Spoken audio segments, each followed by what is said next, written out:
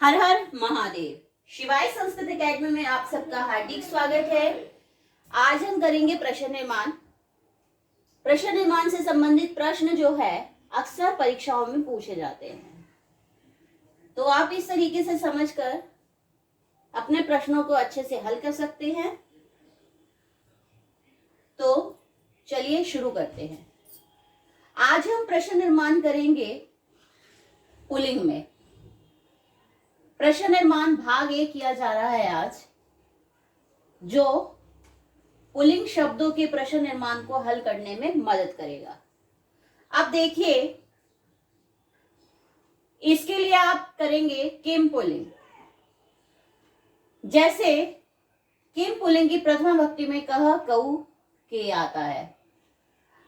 आप अकारांत, इकारांत, उकारांत, ऋकारांत, हलंत और तत्पुल्लिंग, इन शब्दों को समझकर आसानी से प्रश्न निर्माण कर सकते हैं। अक्सर इसी से संबंधित प्रश्न आपकी परीक्षाओं में पूछे जाते हैं। अब देखिए प्रथमा विभक्ति में कैसे, जैसे रामः, हरि, गुरु, पिता, भवान, सह। प्रथमा विभक्ति एक वचन। इसके अंतर्गत कोई भी इससे संबंधित प्रश्न हो तो आप इसके स्थान पर क लगाएंगे। आप देखो, रामौ, हरि, गुरु, पितरौ, भवन्तौ, तौ, इनके स्थान पर लगेगा कौ। रामः, हरः, गुरुवः, पितरः, भवन्तः, ते। दोबारा देखिए, रामः, हरेः, गुरुवः, पितरः, भवन्तः, ते, इनके स्थान पर आप लगाएंगे के।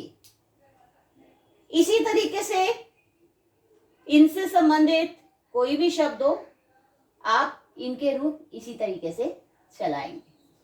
अब बात करेंगे द्वितीय विभक्ति की। किम पुल्लिंग में द्वितीय विभक्ति में आता है कम, कऊ, कान। तो देखेंगे आप, रामम, हरिम, गुरुम, पितरम, भवंतम, तम। आप देखेंगे ये कम आया है। रामौ, हरि, गुरु, पितरौ, भवंतौ, तौ, इसके स्थान पर आएगा कौ।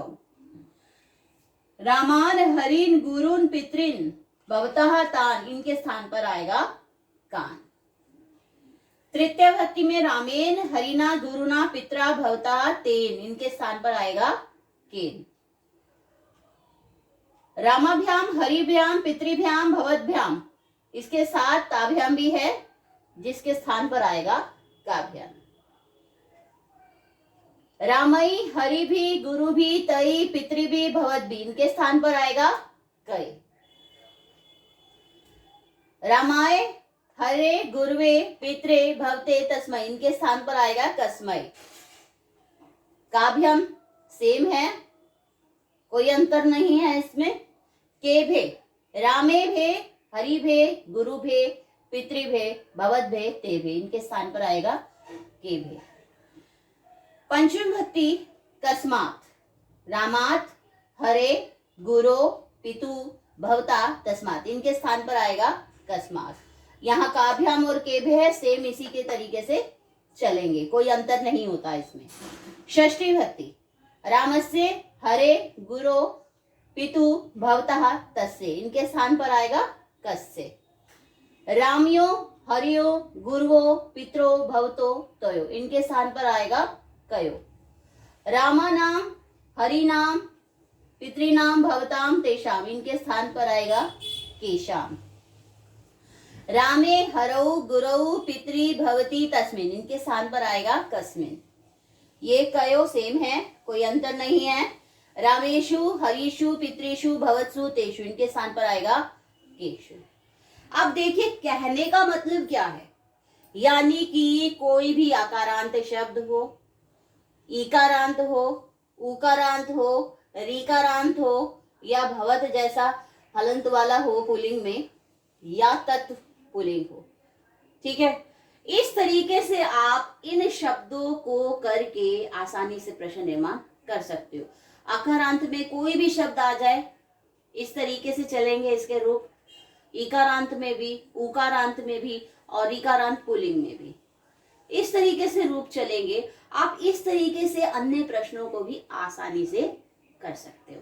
और ये ध्यान में रखिएगा, जो किम पुल्लिंग जो शब्द है हमेशा सब्जेक्ट यानी कि जो हमारी संज्ञा है उसके सेंस में प्रयुक्त होता है। तो आप इसको आसानी से कर सकते हैं। इसके साथ साथ आपके सर्वनाम है जो रूप चलते हैं, तत् है, यत है, तत् और यत की शब्द रूप सेम चलती है, इसमें कोई अंतर नहीं है। आप इस तरीके से आसानी से इसे कर सकते हो। अब देखिए इसके बाद है किम नपुंसकलिंग की है।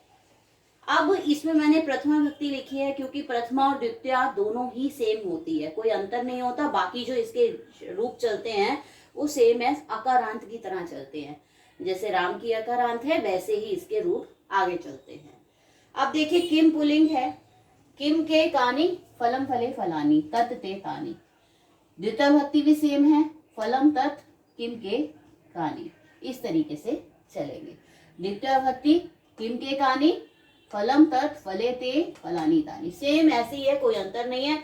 बाकी जो इसके रूप बनेंगे नपुंसकलिंग में वो राम के अकारांत यानी कि अकारांत रूप जैसे बनेंगे, कोई अंतर नहीं है।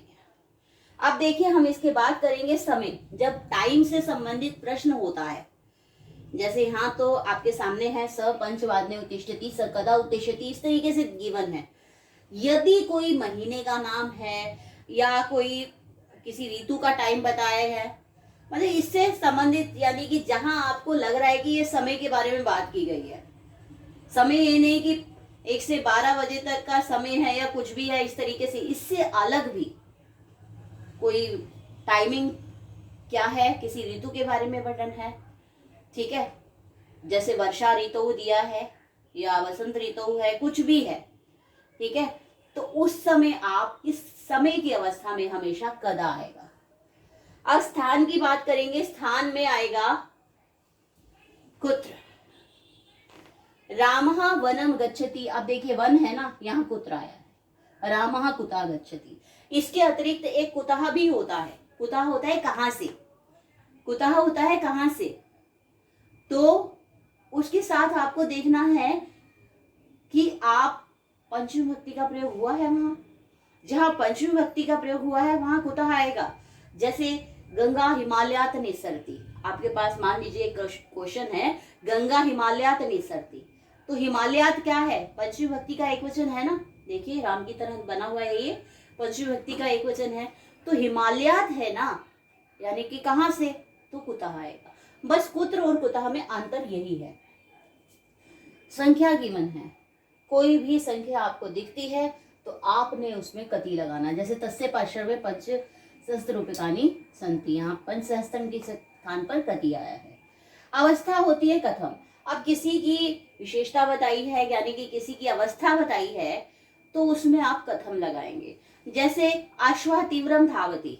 अब देखिए अश्वः तीव्रम धावति, अश्वः कथम धावति, घोड़ा कैसे दौड़ता है, यहाँ घोड़े की अवस्था बताई है, तो इस तरीके से आप इसमें कथम का प्रयोग करेंगे। अब देखिए आप इस तरीके से इसको आसानी से कर सकते हो। बाकी अगली कक्षा में हम इसके भाग 2 को करेंगे, जिसमें आप जानेंगे स्त्रीलिंग शब्दों को और इसके आगे जानेंगे कीदृश शब्दों को। तो आज की कक्षा यही समाप्त होती है। आपको आज की वीडियो अच्छी लगे, वीडियो को लाइक करें, चैनल को सब्सक्राइब करें, शेयर भी करिए, कमेंट भी करिए। आप सबका धन्यवाद। अगली कक्षा में हम प्रश्न निर्माण भाग 2 करेंगे।